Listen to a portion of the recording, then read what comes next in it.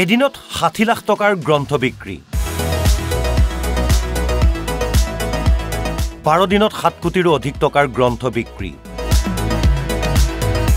গ্ৰন্থ বিক্ৰীৰে অসম গ্ৰন্থমেলাত অভিলেখ অভিলেখেৰে সামৰণি পৰিল খানাপাৰাৰ অসম গ্ৰন্থমেলাৰ পূৰ্বৰ অভিলেখ সকলো ক্ষেত্ৰতে ইয়াত যি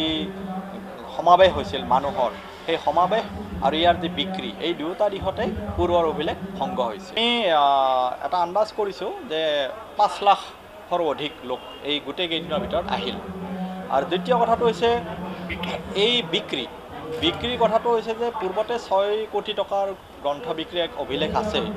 কিন্তু এই বছৰ আজিৰ দিনটোত আমি সেইটো ৭ কোটি টকালৈকে অহাটো আহিব বুলি আমি নিশ্চিত হৈছোঁ কাৰণ এইবাৰ অসম গ্ৰন্থমেলাৰ স্থান চানমাৰীৰ পৰা খানাপাৰালৈ সলনি কৰা হ'ল উদ্যোক্তা অসম প্ৰকাশন পৰিষদ আৰু প্ৰকাশক তথা বিক্ৰেতা সংস্থা কিছু চিন্তিত হৈছিল ভয় খাইছিল পাঠকে পূৰ্বৰ দৰে আদৰি লয় বা নলয়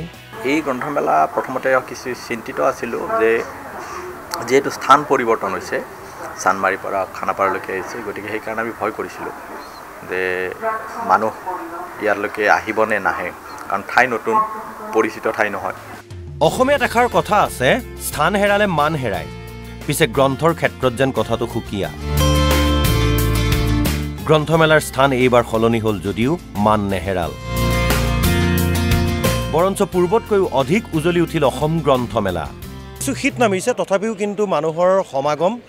ইয়াত যথেষ্ট দেখা গৈছে পাঠকৰ সমাগম যথেষ্ট দেখা গৈছে আৰু বেছি সংখ্যক লোকৰ হাততে পাঠকৰ হাততে এখন এখনকৈ আৰম্ভ হ'লেও আমি কিতাপ দেখিছোঁ পূৰ্বে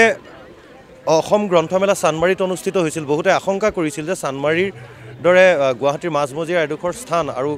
খানাপাৰাৰ দৰে কিছু আঁতৰলৈ লৈ গ'লে ইয়াত পাঠকৰ সমাগম কম হ'ব নেকি কিন্তু চানমাৰীৰ পৰা স্থান সলনি হ'লেও এই গ্ৰন্থমেলাৰ মান সলনি হোৱা নাই ২৭ ডিচেম্বৰৰ পৰা আৰম্ভ হোৱা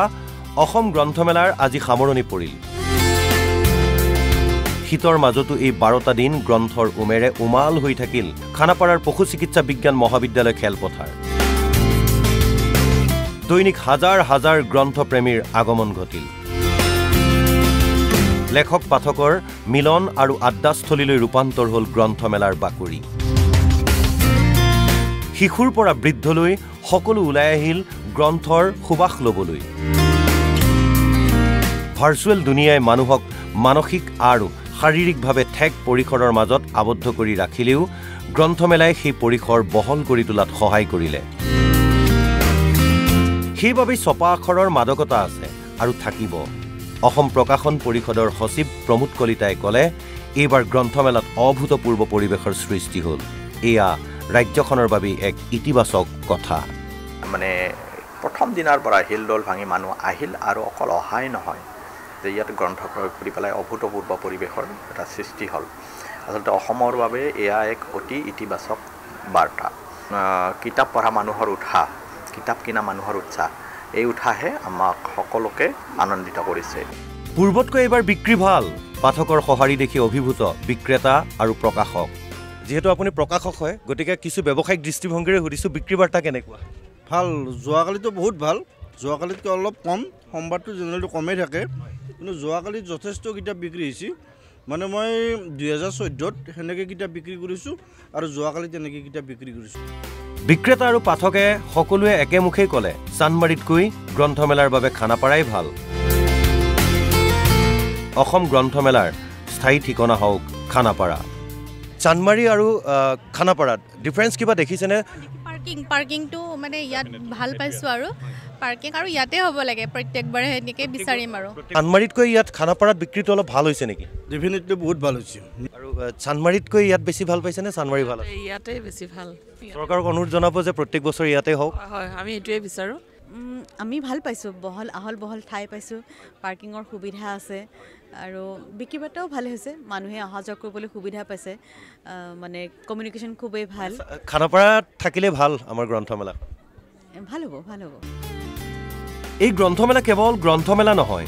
পুৰণি বন্ধু বান্ধৱক লগ পোৱা নতুনৰ লগত চাহ চিনাকি হোৱা কিতাপক লৈ আলোচনা যুক্তিতৰ্ক হোৱা এক বৌদ্ধিক মহামিলনৰ স্থলী এই গ্ৰন্থমেলা এই 12টা দিন গ্ৰন্থপ্ৰেমীয়ে অনেক স্মৃতি বুকুত সামৰি পুনৰ বছৰটোৰ বাবে জীৱন যাত্ৰাত ব্যস্ত হৈ পৰিব। News desk report, NB news.